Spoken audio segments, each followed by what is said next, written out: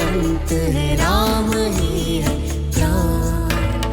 जल जल में हर दिल में है राम, हर मान में बसे है राम। हर तन हर जीवन सांसों का स्पंदन, क्षण क्षण में बसे है राम। कण कण में बसे है राम, क्षण क्षण में बसे है राम। कण कण में बसे है राम।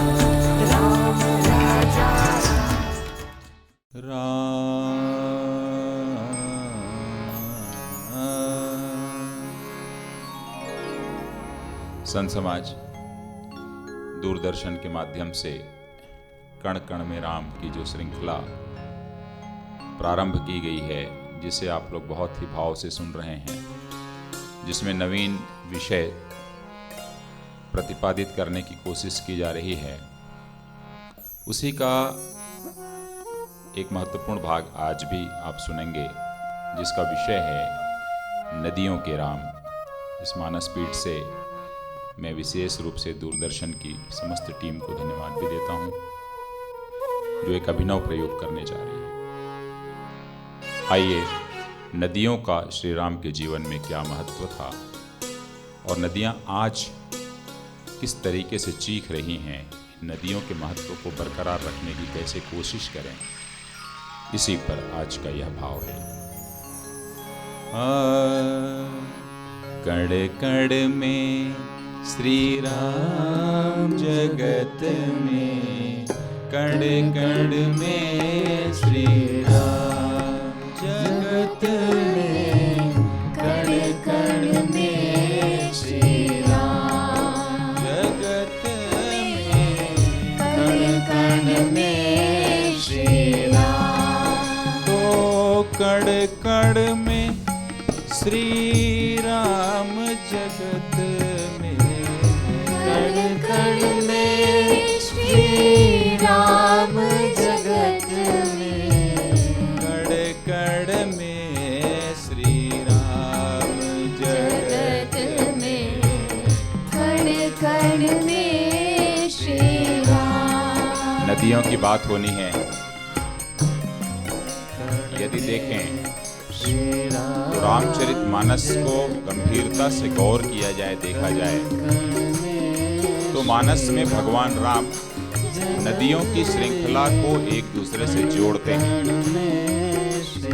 मानस में नदियों की श्रृंखला काम करती है और श्री राम को 14 वर्ष के वनवास ने जब भगवान के रूप में रूपांतरित किया, तो यही नदियां सबसे बड़ी संगिनी बनती हैं, साथी बनती हैं भगवान राम की।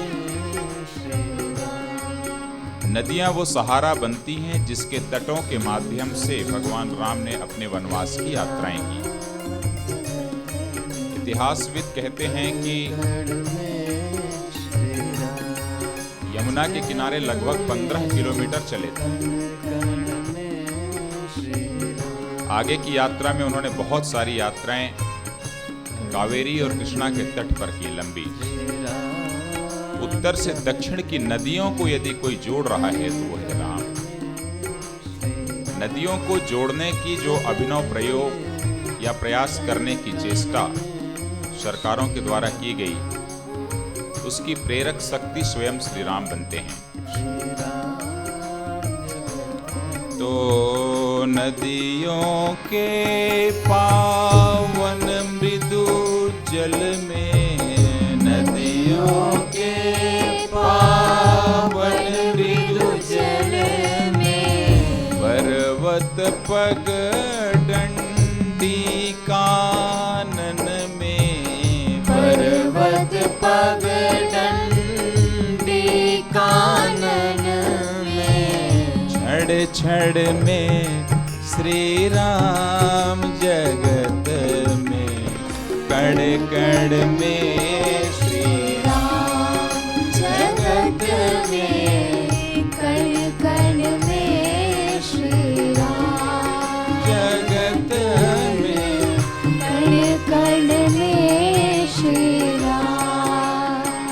आप फिर दिमाग दौड़ाइए अपना। सरयू है क्या? राजवंश अयोध्या की आधारशिला है। सरयू है क्या? राजवंश अयोध्या की सरिता है। वाल्मीकि रामायण में लिखा गया कि कोसलो नाम मुदितः स्फीतो जनपदो महान निविष्टः सरयू तीरे प्रभूत धन्य धान्यवान। वाह, यह सरयू का तट है।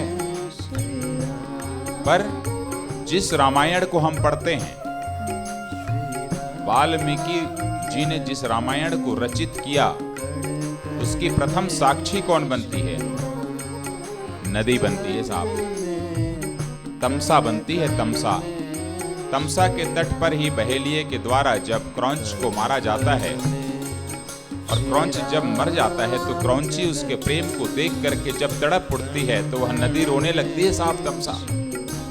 और उसी समय इस पूरे अखिल विश्व का पहला श्लोक सृजित हुआ, जिसकी साक्षी नदी बन रही है कि मां निषाद प्रतिष्ठाम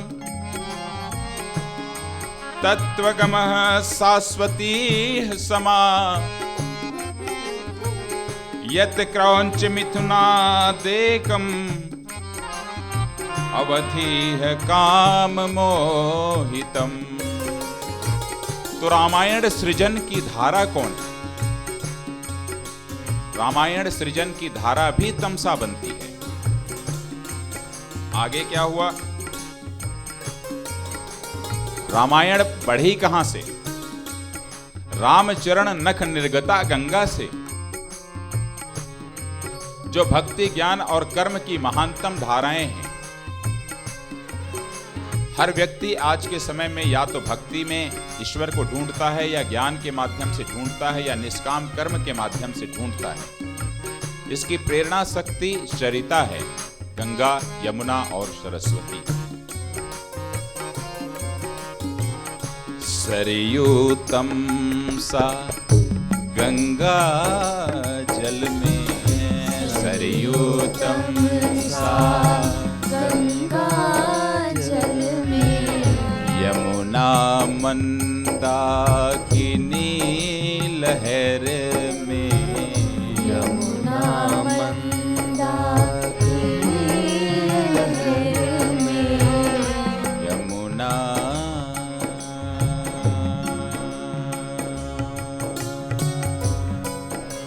ये वही यमुना है जहां द्वापर में निष्काम कर्म की प्रेरक शक्ति श्री कृष्ण का अवतरण होता।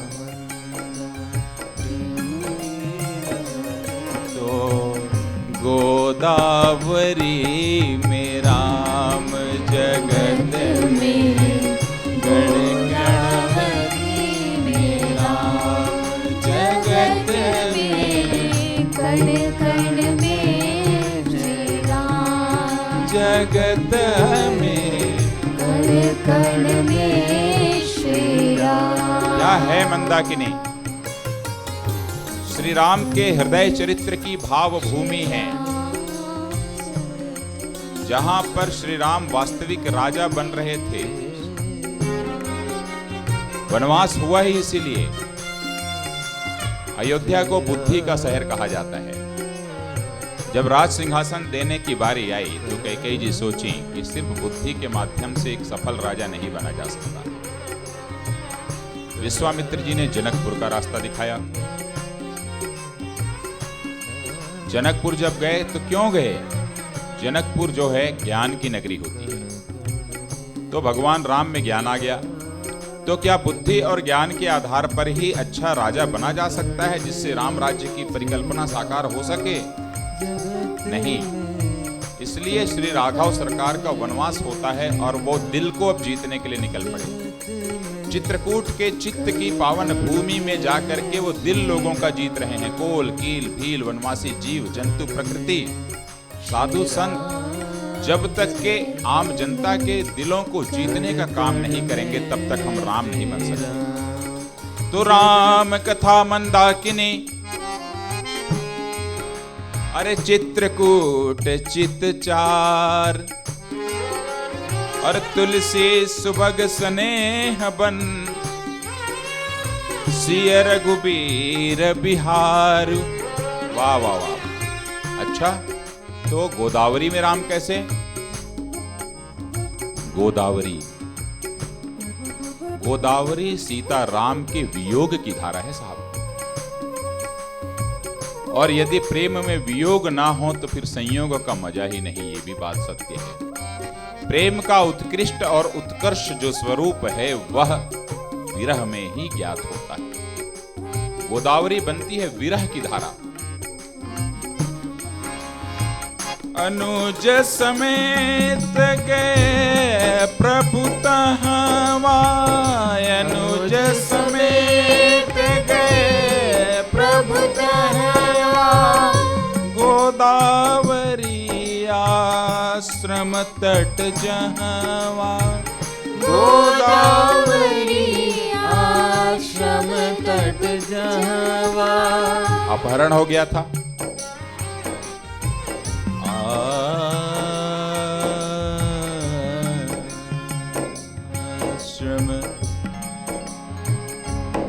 आश्रम देख जाने की हीना, आश्रम देख जाने की हीना, है विकल जस प्राकृत दीना, हे विकल जस प्राकृत दीना। वह वियोग की धारा भगवान राम को रोने के लिए मजबूर कर रही है कि हे खग मृग भ्रमर बिंद तुमने देखा क्या मेरी मृगनयनी, मृगनयनी। अरे हे चातक को किल कील कहो, देखा क्या मेरी मृगनयनी। और यह गोदावरी के तट को पकड़ करके साहब कहां पहुंच रहे हैं देखिए। सबरी जी से होते हुए पंपा सरोवर, क्या है पंपा? तुंगभद्रा, जहां किससे मुलाकात हुई? हनुमान जी से। तो वह हनुमान जी से जब मुलाकात होती है और प्रवर्षण पर्वत पर भगवान जाकर के रहने लगते हैं तो वह तुंगभद्रा का तट होता है। और वही तुंगभद्रा प्रेरक शक्ति का कार्य श्री राम के लिए करती है। और समस्त नदियां जिसकी कहानी सरयू से प्रारंभ होकर के तुंगभद्रा तक चलती है, वह जाकर के सिंधु के तट पर राम सेतु के रूप में हमें दिखाई देती है। क्यों? क्योंकि समस्त इन सरिताओं के, समस्त नदियों के यदि मूल स्रोत अब हैं तो सागर है। और सागर कौन है? स्वयं श्री राम। समस्त नदियों को अपने में जो विलीन कर ले रहा है वह है राम। प्रमाण क्या है? जब पहुंचे साहब सागर तट पर तो सागर आ गया सामने और क्या कहा कि गगन समीर अनल जल धरनी, और इनके नाथ सहज जड़ करनी। अरे तब प्रेरित माया उपजाए, और सृष्टि हेतु सब ग्रंथ निगाए। अरे ये तो मैं जो दिख रहा हूं सागर के रूप में साहब, आपने ही तो उपजाया है, आप ही सागर हैं। तो उस महासागर में विलीनीकरण की प्रक्रिया है सरिताएं। महासागर स्वयं श्री राम है। कामदगिरी और द्रोणाचल में, कामदगिरी और द्रोणाचल में। कामदगिरी की परिक्रमा कौन है जो नहीं करता साहब? चित्रकूट में। और द्रोणाचल का अस्तित्व को इनकार किया नहीं जा सकता। हिमालय है द्रोणाचल, जहां से भगवान हनुमान जी संजीवनी लेकर जाते हैं लक्ष्मण जी की जान बचाने। प्रकृति है। मैं कल और गिरी विंध्याचल में,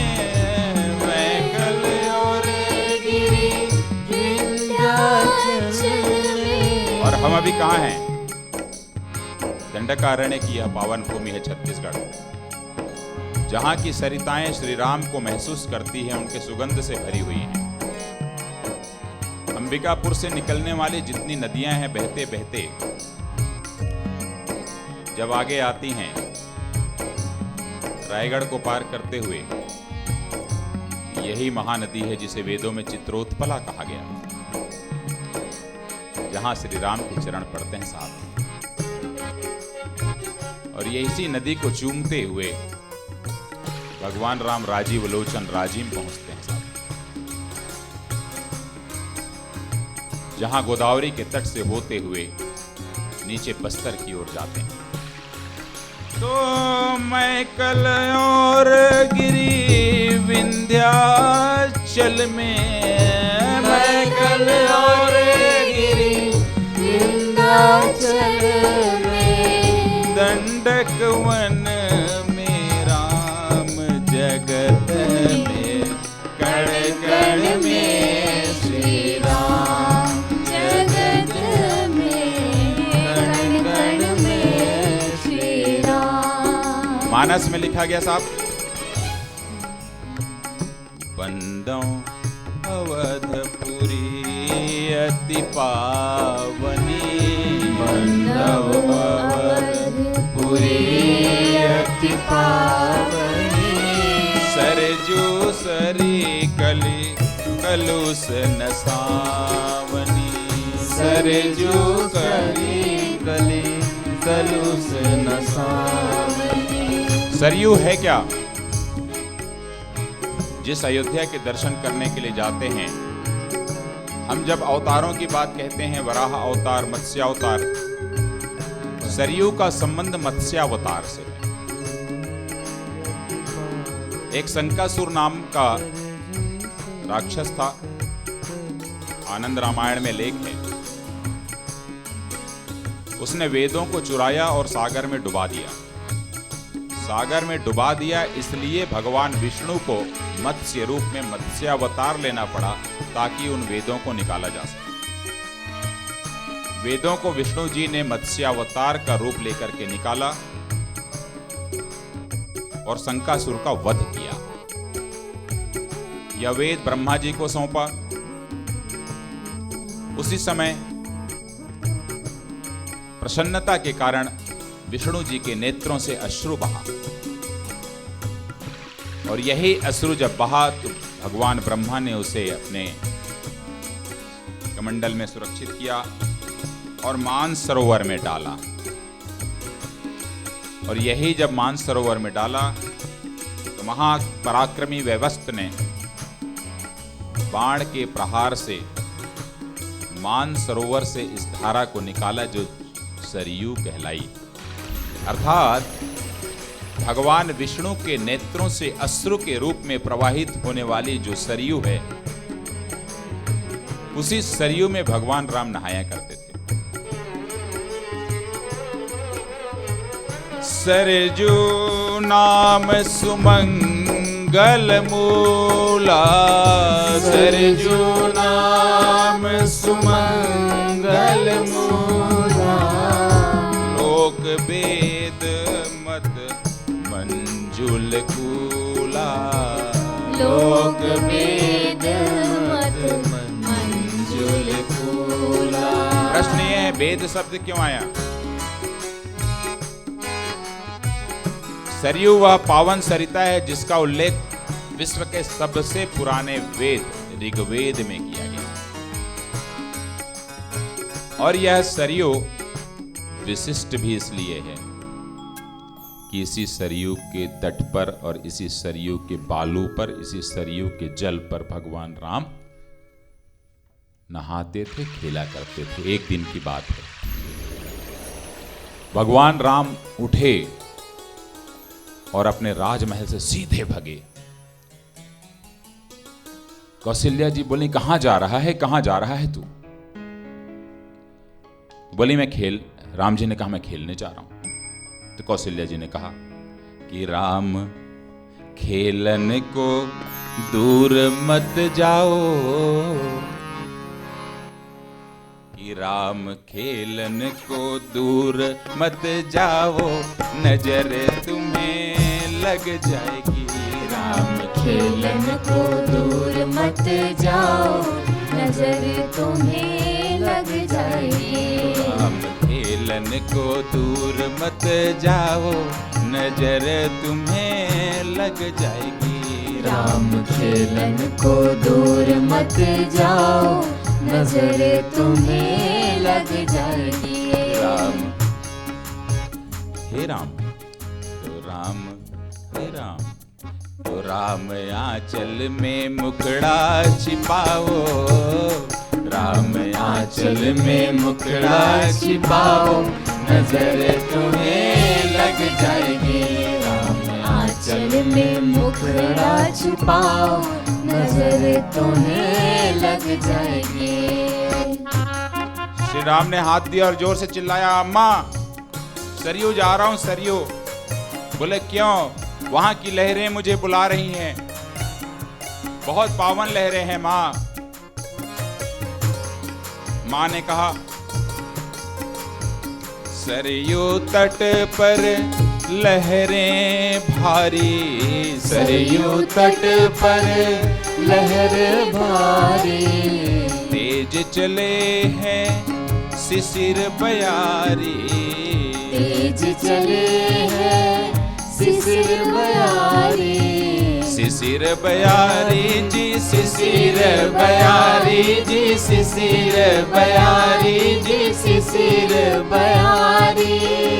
तेज चले हैं शिशिर बयारी। तेज चले हैं शिशिर बयारी। राम ऊधम, तो राम ऊधम, तो राम ऊधम अधिक नाम जाओ, नजर तुम्हें लग जाएगी। राम ऊधम अधिक नाम जाओ, नजर तुम्हें लग जाएगी। आगे आगे राम, पीछे पीछे कौशल्या।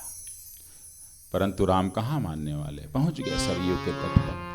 वह पुनीत लहरें, वह पुनीत जल, पावन जल जो विष्णु के नेत्रों से उपजी, वहां चले गए अंदर। तो राघव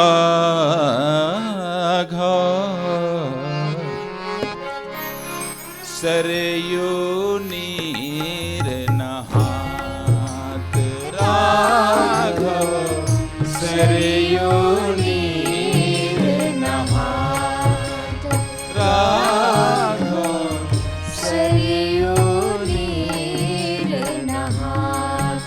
तो अंग अंग कोटिक तरंग है, अंग अंग कोटिक तरंग है। सत सत काम लजात, राघव सरयू नीर नहात, राघव सरयू नीर नहात। अचानक देखी कौशल्या जी, बहुत तेज झोंका आया,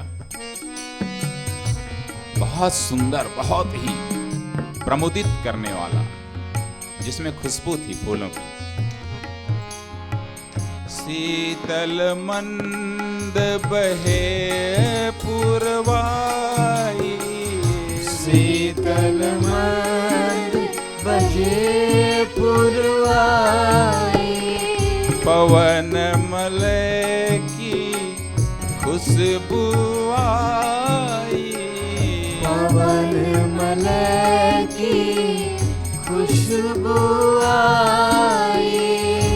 करे आचमन दिन कर कोवे, करे जल का आचमन दे रहे हैं राघव सरकार। दिन कर कोवे, आनंद उर न समात, राघव सरयू नीर नहात, राघव सरयू नीर नहात। मां नदियां हैं जिनकी पूजा होती है।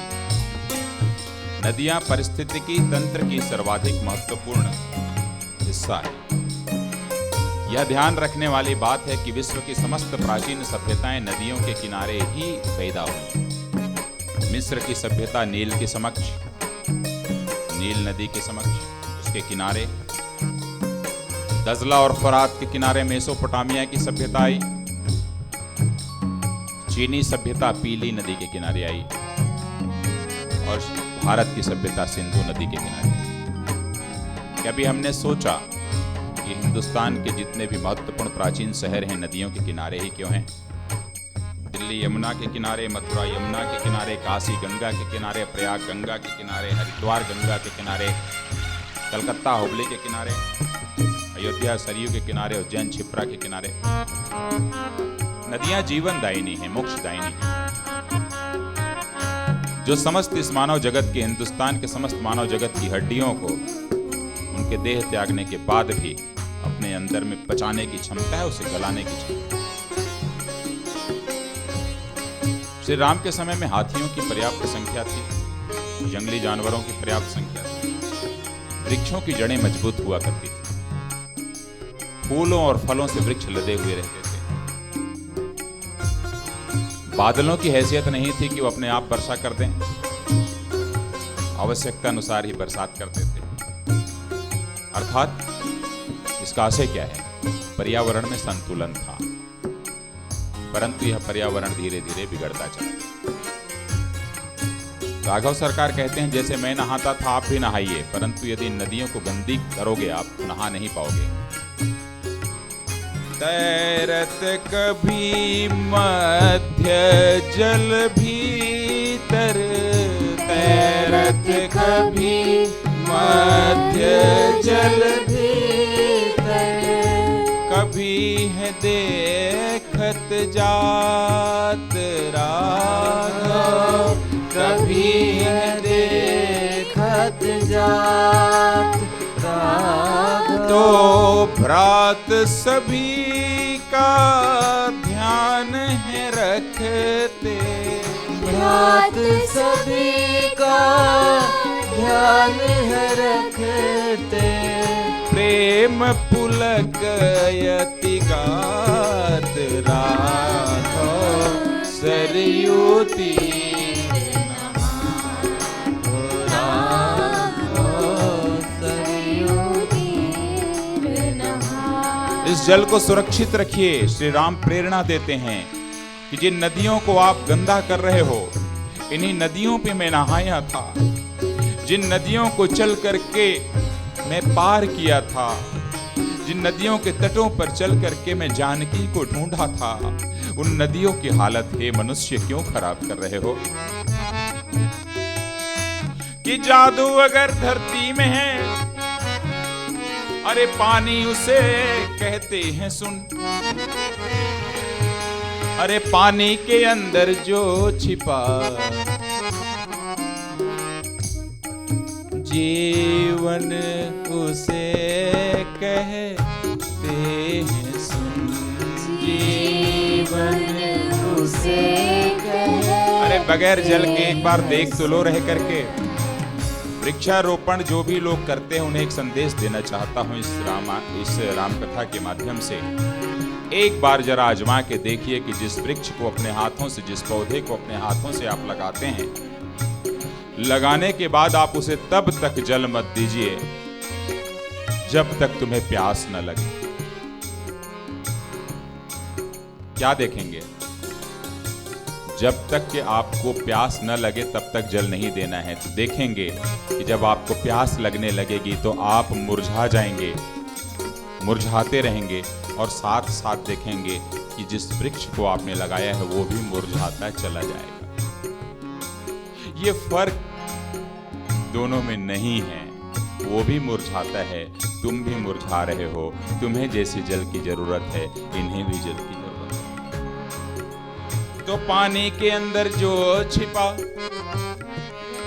अरे जीवन उसे कहते हैं सुन। तो धरती में पानी अल्प है, अरे फिर भी समझ न पाया तू। धरती के पानी को तो बचाने की चेष्टा कर नहीं रहे हैं। वैज्ञानिकों का काम है, अच्छी बात है, पर हे मनुष्य, वैज्ञानिक चंद्रमा में, मंगल में, सब में जल खोजते हैं, हवा खोजते हैं, वो उनका कर्तव्य है। पर हे मनुष्य, जो तू धरती में रह रहा है, वो सिर्फ चंद्रमा के पानी के बारे में यदि सोचेगा वहां मिला कि नहीं मिला, तो इससे काम नहीं बनेगा। कम से कम धरती के पानी को तो बचा। कि चंदा में ढूंढे जल मनुज, यह भूल कैसे जाता तू, कि ना रंग है ना रूप है, फिर भी महान स्वरूप है। जल के बिना सृष्टि नहीं, जल के बिना सृष्टि नहीं। यहां मैं एक श्लेष अलंकार का उपयोग कर रहा हूं।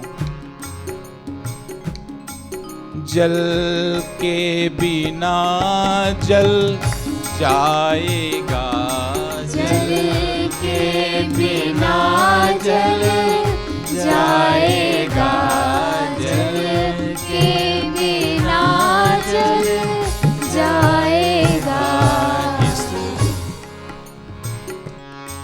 इस आज का बस अंत है, इस आज का यदि पानी नहीं बचाया, अंत, नदियों का सम्मान नहीं किया, पर्यावरण का सम्मान नहीं किया, तो अब कल नहीं तू पाएगा, अब कल नहीं तू पाएगा। तो तमसा से होते हुए, गोमती को पार करते हुए, सई को पार करते हुए भगवान पहुंचे त्रिवेणी। गंडक का भी उल्लेख है वाल्मीकि रामायण में, जिसे काली महानदी कहा जाता है। कोसी का भी उल्लेख है, और नर्मदा और सोन का भी उल्लेख है साहब। नर्मदा के बारे में लिख दिया मानस में। शिव प्रिय मैं कल शैल सुतासी, शिव प्रिय मैं कल शैल सुतासी, सकल सिद्धि सुख संपत्ति राशि, सकल सिद्धि सब संपत्ति राशि। अरे नदियां हैं तो संपत्ति है। एक बार सोच के तो देखिए, जल ना हो तो जिस फर्नीचर पे हम बैठे हैं, क्या जल के बिना बन जाएगा? जल ना होता तो क्या ये पेड़ से इस फर्नीचर को, इसके लकड़ियों को निकाल पाते?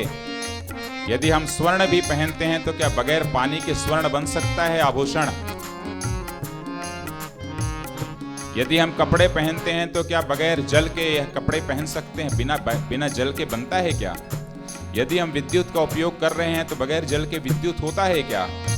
हमारे जीवन के प्रत्येक अंग अंग में और प्रत्येक कर्म कर्म में, प्रत्येक क्षण क्षण में, प्रत्येक कण कण में जल बहुत जरूरी है। इसीलिए शरीर के अंदर भी 65 से 80% जल होता है साहब। पृथ्वी के महासागर में पाया जाने वाला जल 78% है, और पृथ्वी में खारा जल 97% है। तो आप सोच के देखिए जल को बचाना कितना जरूरी है। इसीलिए हमने कहा और हम संदेश देते हैं भगवान राम की ओर से कि बूंद बूंद से हैं भरे सागर की चाह है, बूंद की बूंद बूंद से हैं भरे सागर की चाह है, बूंद की।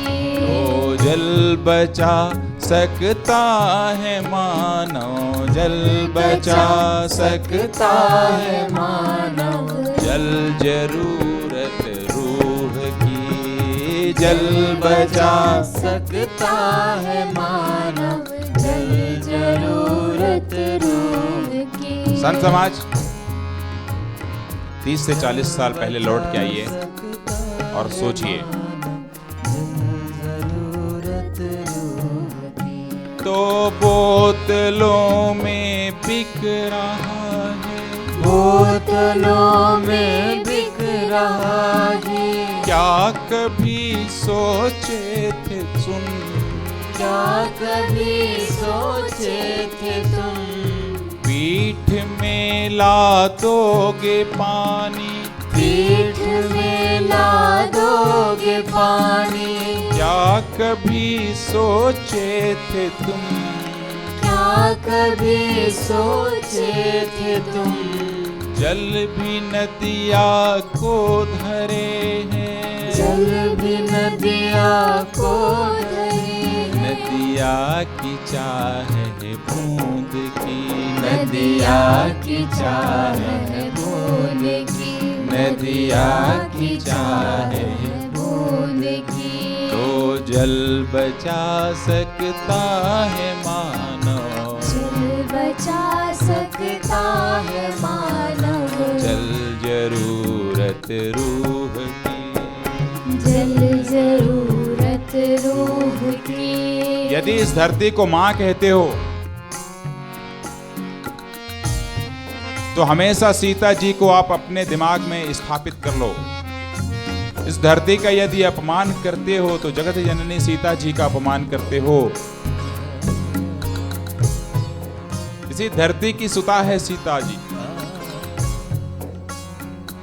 माँ को कहते तुम धरा हो, माँ को कहते तुम धरा हो, माँ को क्या बेचोगे तुम, माँ को क्या बेचोगे तुम, जल पिता के रूप सुन लो, जल पिता के रूप सुन लो, जल को क्यों तुम बेचते, जल को क्यों तुम बेचते।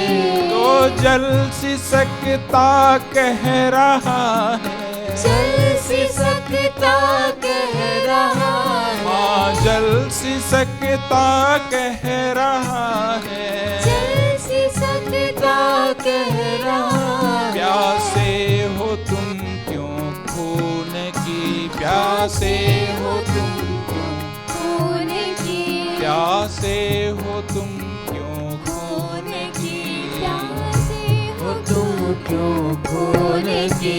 तो जल बचा सकता है मानव, जल जरूरत रूह की, तो जल बचा सकता है मानव।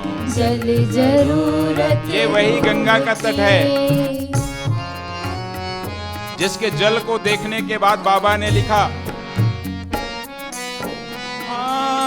मांगी नावन के वट आना, मांगी नावन के वट आना, कही तुम्हार मरम में जाना, कहीं तुम्हार मरम में। ये वही गंगा का तट है जो जल से आच्छादित होता था, पुनीत जल।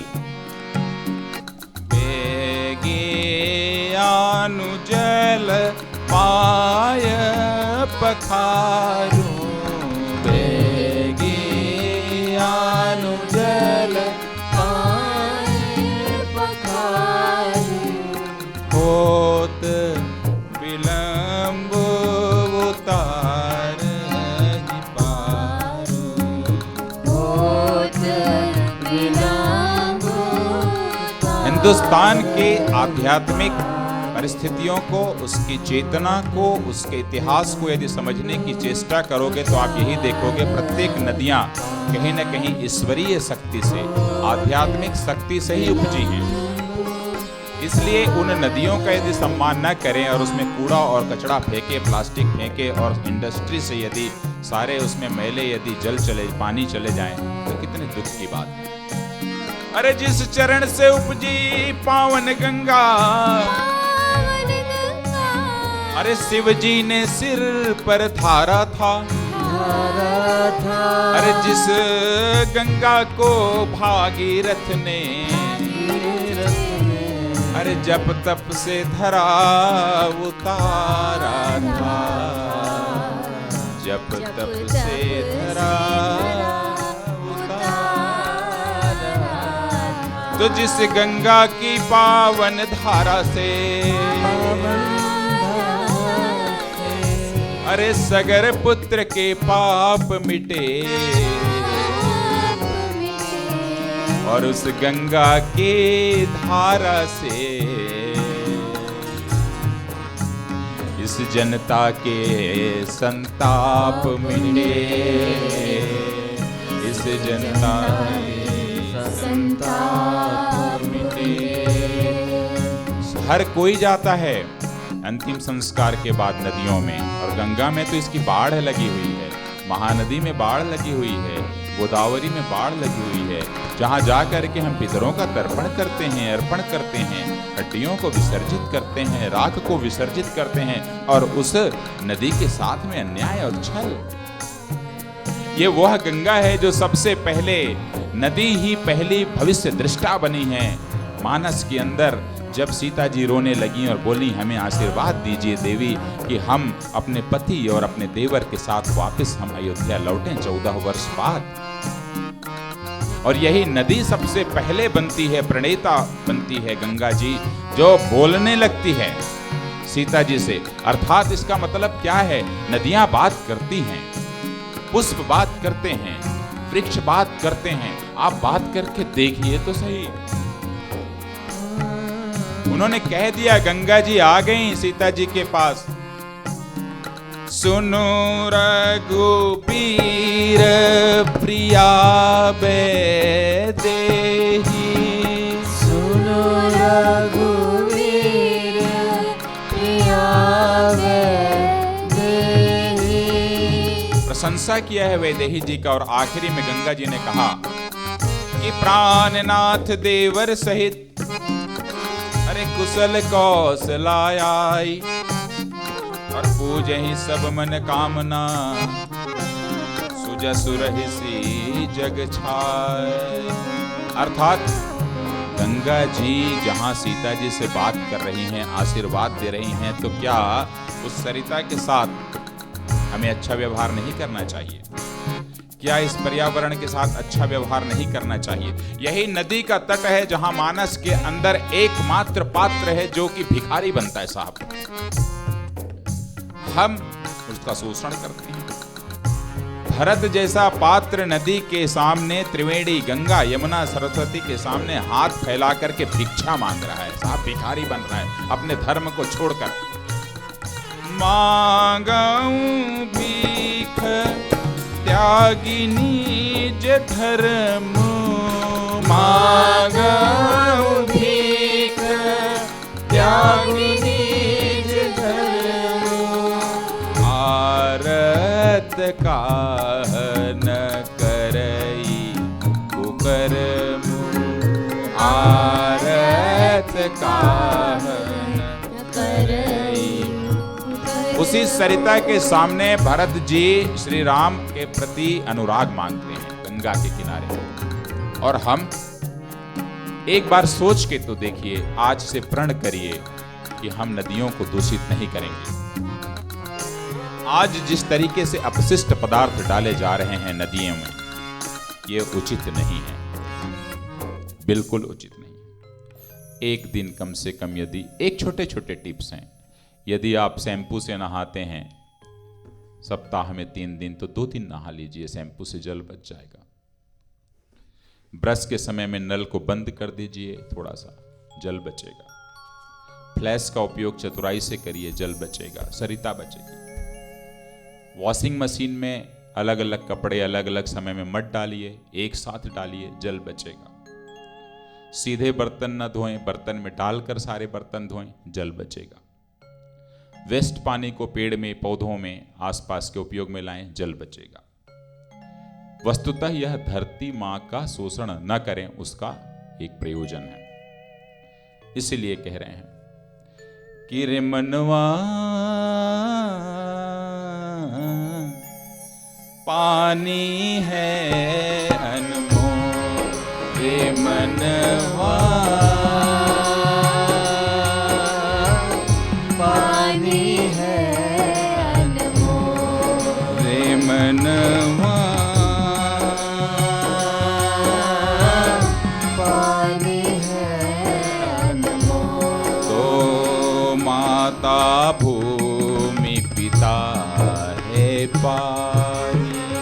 माता भूमि पिता है पानी। सुंदर देखो करुण कहानी। सुंदर देखो करुण कहानी। बिन पानी सब सूना लागे। बिन पानी सब सूना लागे। पानी में रस घोल रे मनवा। राम नाम तू बोल रे मनवा। राम नाम। अचानक सरिता से आवाज आई। नदी आवाज करने लगी कि सरिता पुकारती है आ जाओ मेरे राम। सरिता पुकारती है आ जाओ मेरे राम। सरिता पुकारती है आ जाओ मेरे राम। सरिता पुकारती है आ जाओ मेरे राम। मैं कष्ट में बहुत ही आ जाओ मेरे राम। मैं कष्ट में बहुत ही आ जाओ मेरे राम। तो ना नदिया कल कल देखोगे। बचाइए नदियों को, पर्यावरण को। कि ना नदिया कल कल देखोगे, ना लहरों को तुम पाओगे, ना सागर तट पर अटखेली परिवार के संग कर पाओगे। थी पावन बहुत ही और मीठी मृदुल। थी पावन बहुत ही और मीठी मृदुल। दुर्गंधों से रोती मेरा ये तो जल। दुर्गंधों से रोती मेरा ये तो जल। ऋषि मुनियों ने तप था किए मेरे पास। ऋषि मुनियों ने तप था किए मेरे पास। अपशिष्ट बन गई हूँ है तुमसे ही आस। अपशिष्ट बन गई हूँ है तुमसे ही आस। सभ्यता हुई विकसित। सभ्यता हुई विकसित। सभ्यता हुई विकसित। तुम किए थे विश्राम। सरिता पुकारती है आ जाओ मेरे राम। सरिता पुकारती है आ जाओ मेरे राम। निज अर्थ को ही खोते जहर हम हैं बोते। अर्थ कोई खोते जहर हम होते। निर्मल हमारी धारा जीवन धारा हम। निर्मल हमारी धारा जीवन धारा हम। नदिया है तो जीवन जीवन सहारा हम। नदिया है तो जीवन जीवन सहारा हम। सरयू हो या कि गंगा मंदाकिनी में राम। सरयू आदि गंगा मंदाकिनी में राम। सरयू हो या कि गंगा मंदाकिनी में राम। सरयू हो या आदि गंगा मंदाकिनी में राम। गोदावरी हो गोमती तमसा में भी है राम। गोदावरी में गोमती तमसा में भी है राम। गोदावरी हो गोमती तमसा में भी है राम। सरिता पुकारती है आ जाओ मेरे राम। सरिता पुकारती है आ जाओ मेरे राम। हाँ पूछो रघुपति कथा प्रसंगा। पूछो रघुपति कथा प्रसंगा। पूछो रघुपति कथा प्रसंगा। पूछो रघुपति कथा प्रसंगा। सकल लोक जग पावनी गंगा। सकल लोक जग पावनी गंगा। सकल लोक जग पावनी गंगा। लोक ब्रज पाप कण कण में श्री राम जगत में, कण कण में श्री राम जगत में, कण कण में श्री राम। बोलिए सियावर रामचंद्र की, हनुमान जी महाराज की, नदियों की जय। सीता